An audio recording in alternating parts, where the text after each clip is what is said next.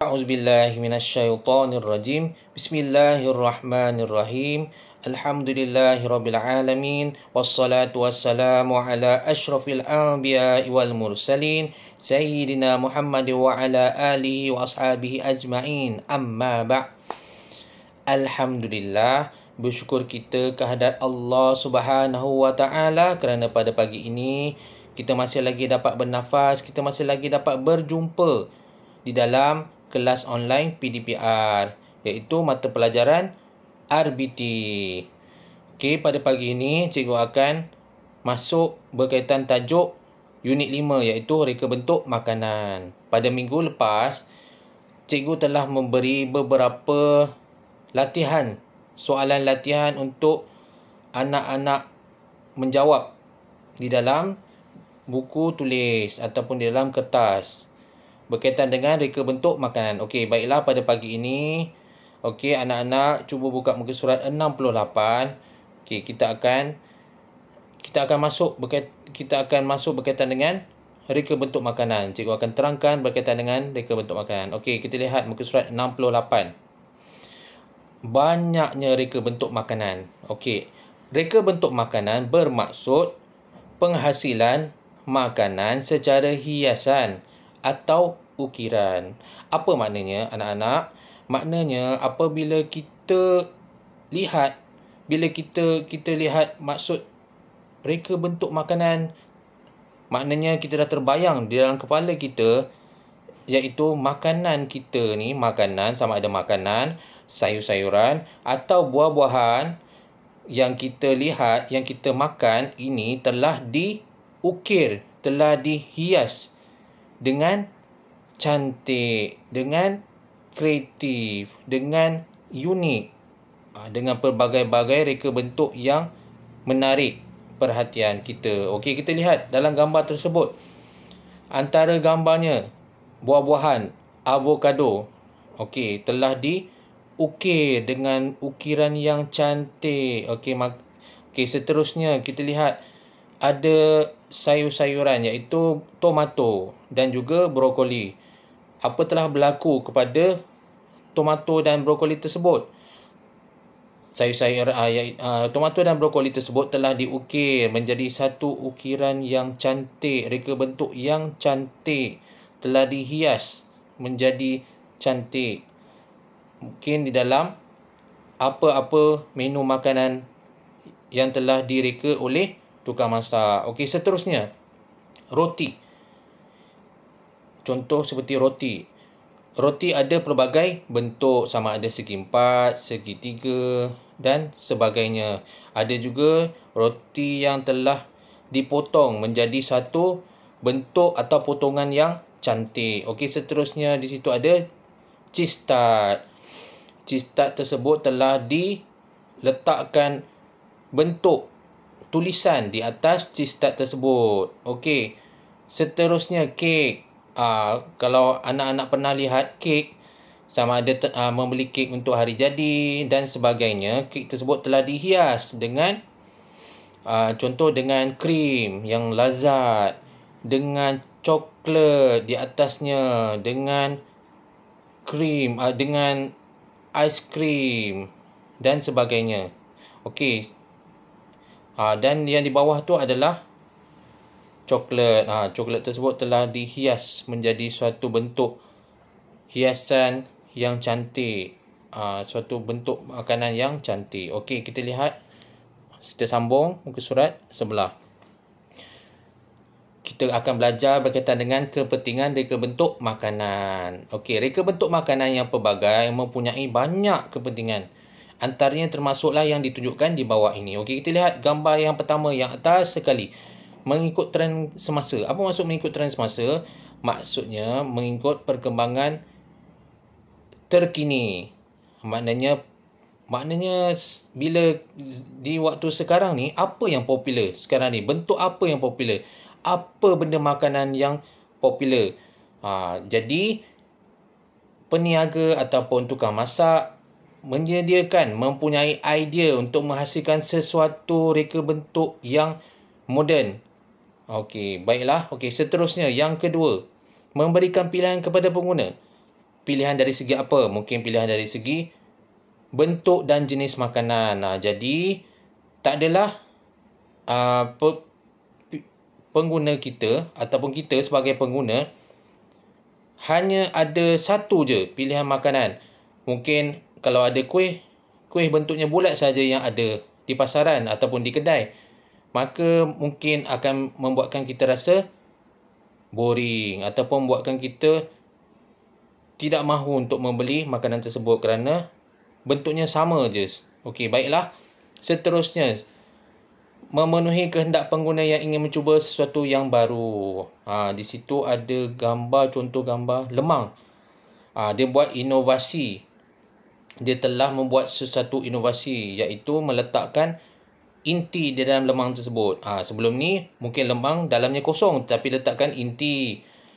Kerana sebab pengguna ni, kita ni, masyarakat ni mempunyai pelbagai cita rasa. Ada yang suka manis, ada yang suka pedas dan sebagainya. Maka dibentuk dan dijadikan sesuatu tu dalam bentuk yang baru. Okey, seterusnya meningkatkan nilai komersial.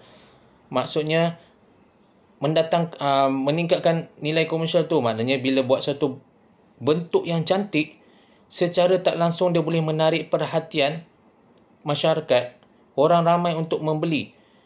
Orang terfikir. Sebelum ni orang tak pernah terfikir. Di situ ada contohnya roti.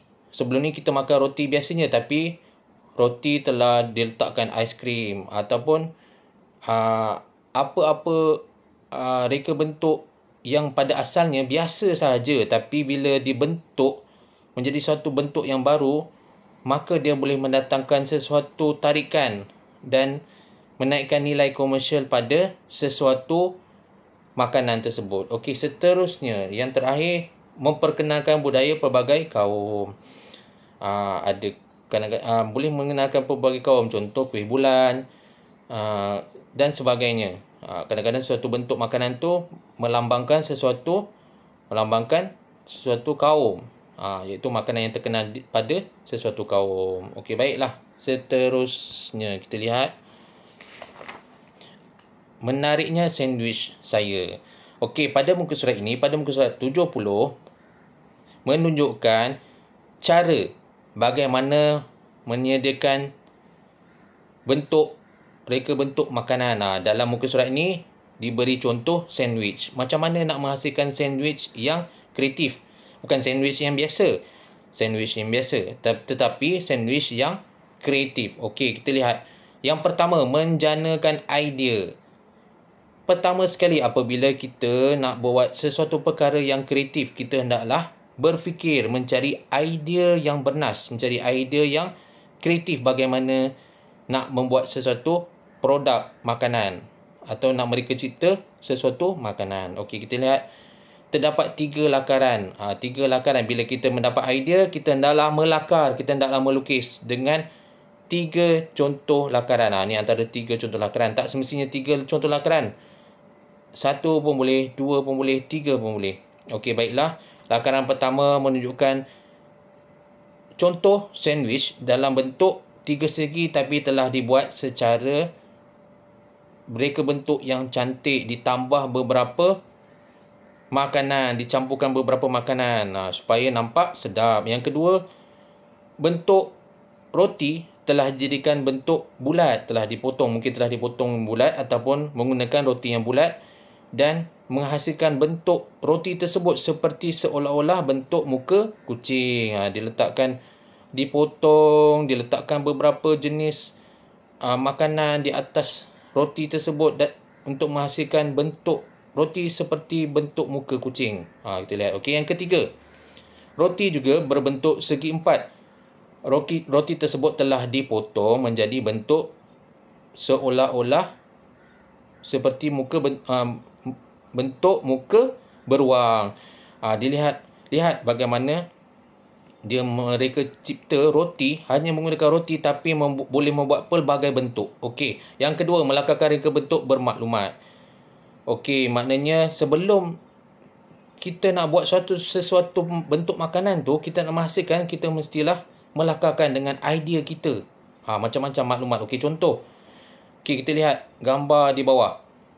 Roti dibentuk. Yang pertama, roti dibentuk menjadi karakter kartun. Okey, kita boleh pilih kartun sama ada kita nak pilih Mickey Mouse, Bugs Bunny, kura-kura, Upin Ipin, ataupun kartun, apa-apa kartun yang kita rasa kita nak buat dengan reka bentuk makanan tersebut. Okey, seterusnya, tembikai dibentuk menjadi bintang.